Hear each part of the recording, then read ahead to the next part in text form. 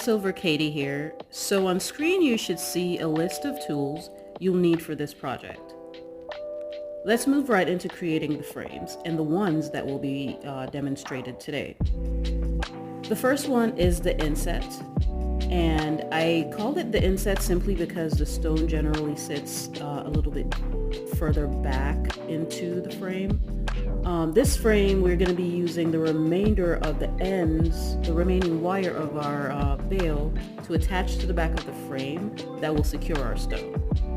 So you will need 6 inches of 16 gauge square wire and about 4 to 6 inches of 22 gauge half round wire. And this is going to depend on how long you prefer your bail to be.